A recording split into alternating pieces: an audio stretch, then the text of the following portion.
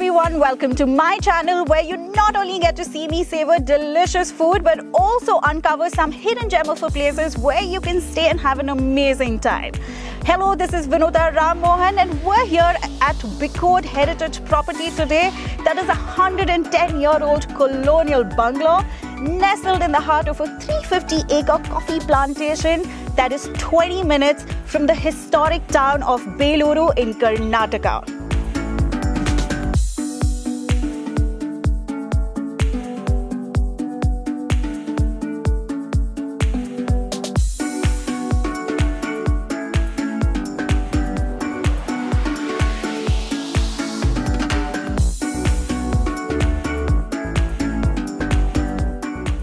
We step into this colonial estate surrounded by the aroma of coffee blossoms.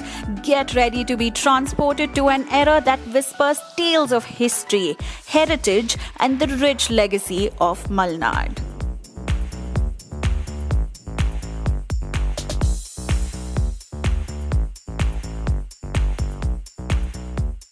The grandeur of this colonial bungalow is awe-inspiring. With its vintage architecture, well-preserved interiors, and nostalgia in every nook and corner, it's a living testimony to the bygone years. As soon as you enter, you are welcomed by tall ceilings, beautiful large windows, and rustic corners. Look at these intricate details. It's like stepping into a time capsule. The craftsmanship of a bygone era is evident in every corner, from the exquisite furniture to the vintage accents that adorn the walls. We're here with Shreya today. I'm super excited to have her here. I want you to hear the history about this place from her. Hi Shreya. Hi, how are you? I'm well, how are you? I'm good, thank you. Thank you so much for first of all having us in this amazing one-of-a-kind property. Thank you. But I want you to tell our viewers more about the history of this place. Sure. And more about you and how you're associated to it. Sure. So I'm Shreya Padarai and I'm a fourth generation coffee planter. The history of this place sort of goes back to my great-grandfather. His name was K.S. Vaidyanathan and he had a stockbroking firm in Chennai called Patterson. He had a lot of connections for the British and did a lot of business for them. And when the British were going back to London after India got its independence, he sort of got the property from them. So the Lake family gave the property to my great-grandfather. So we're essentially coffee planters and we have a lot of coffee estates, but this was one where we've recently converted or sort of touched up the house and made it into a heritage homestay. The house was built in 1906 and was completed in 1927. So this year it's going to be 118 years old. We've recently introduced the property to the public this June 2023 because we wanted everyone to experience how it is to live in a colonial bungalow, Indian heritage, Indian history, and we also wanted people to know more about coffee. I think everyone drinks coffee but doesn't know the story behind it, and that's why we introduced it to the public. So we're here at their clubhouse. It is such a cute little space, but what we're going to do there is get some scrumptious breakfast to get our day started. Let's go. So you can come inside and see this space. They have a nice seating area here where you can play games, you can watch TV, you can do so many things. This is more like, I think, a very community space. And here we have a very cute little cafe set up where they typically serve breakfast. So here they have some super steamy hot neer dosas.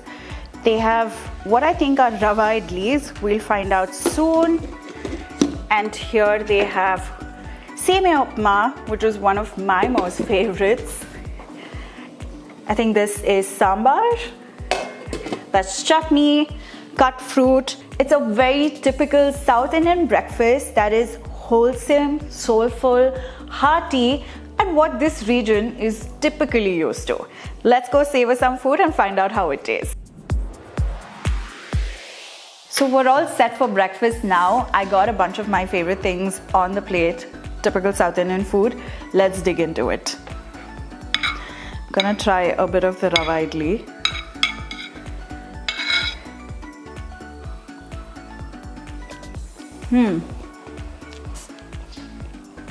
It's soft, it's simple, subtle, delicate flavors, just like how my mom makes it at home. I think that would be the best way to describe food here. It's just homemade and simple.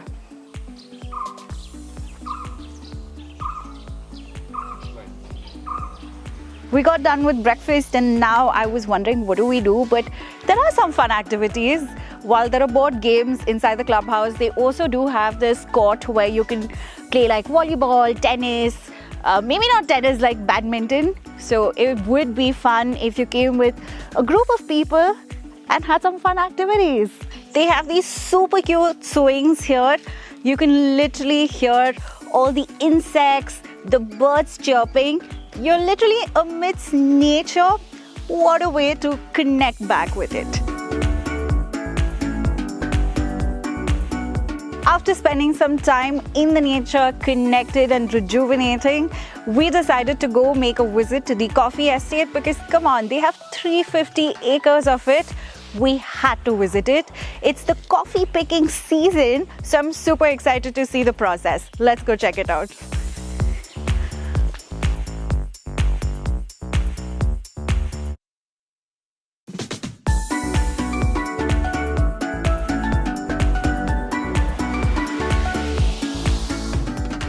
So I've just been having conversation with Mr. Sundar Singh, who is the manager of the estates here at Biccode Heritage Property.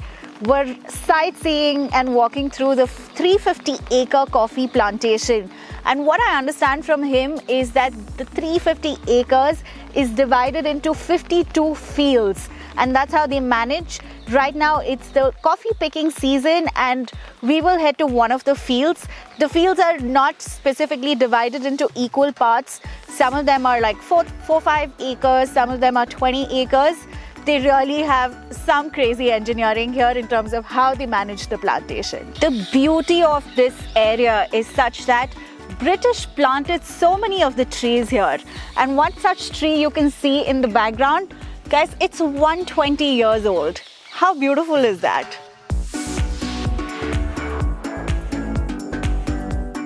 So as you can see here, the coffee picking process is ongoing.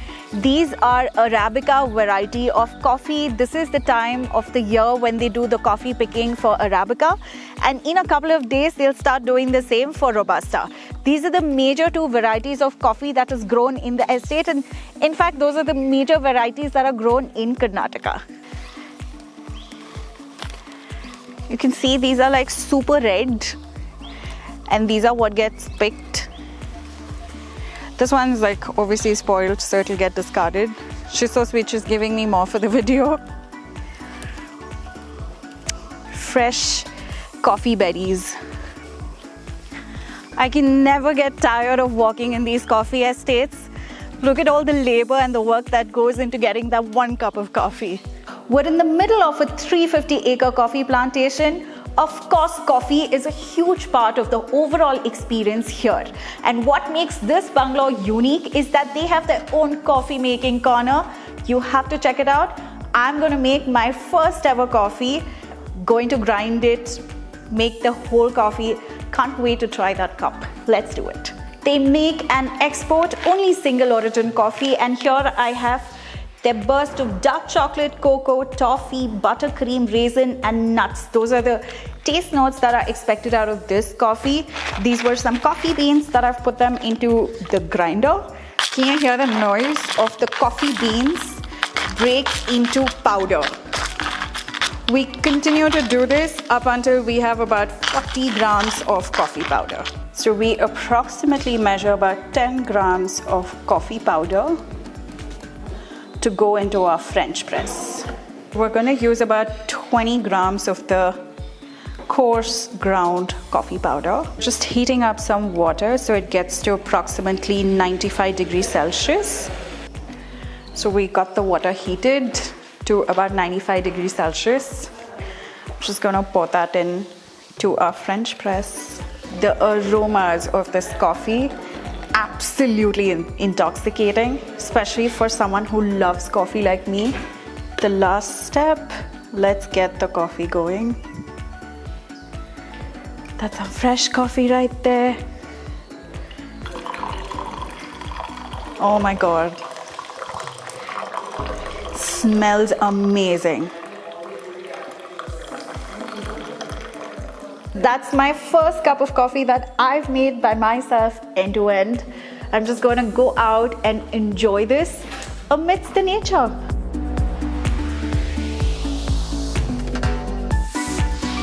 So we're in the grand dining area. I call it grand because they retain furniture from back then. You can see lanterns all around, and they continue to retain the tall ceilings.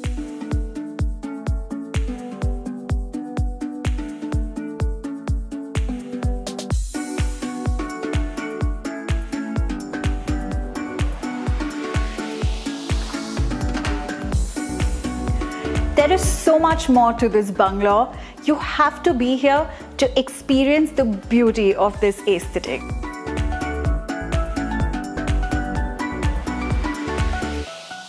This property houses 4 luxury rooms. We stayed at what is called as Aqua Lake. Let's go check it out.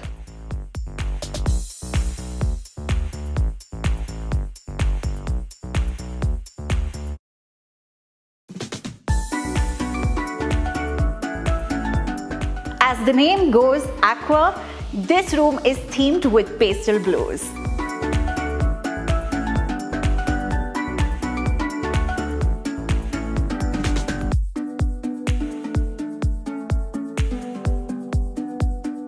Here's another thing that makes it so British.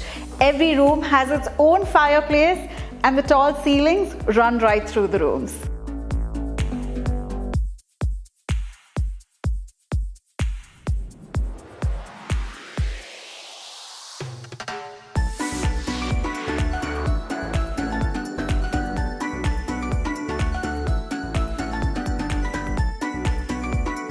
So I've had like such an amazing day, super busy, experiencing nature, and now I'm definitely hungry and need some energy.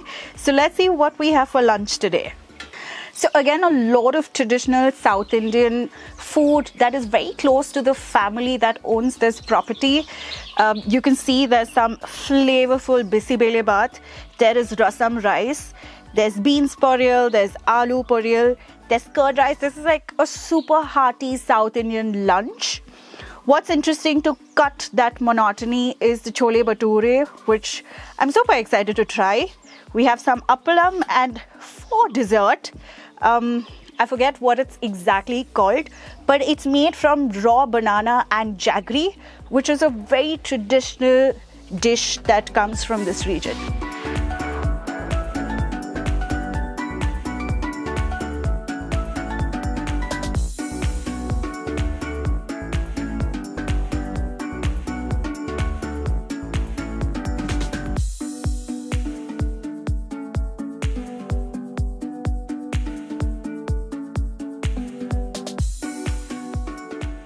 Winters in Malnad can get pretty cold, and for a person like me who's born and brought up in Bangalore, this weather can get pretty intolerant. So here comes to the rescue, Bonfire for chilly evenings.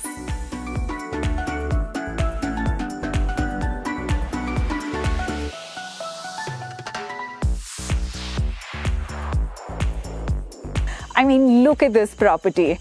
This colonial property, bathed with those soft lanterns and in the light of this bonfire, is perfect tranquility. It brings out the magical ambience of the place under starlit skies. What can be more perfect than this? The perfect way to describe this moment is, I call, cocoon of tranquility.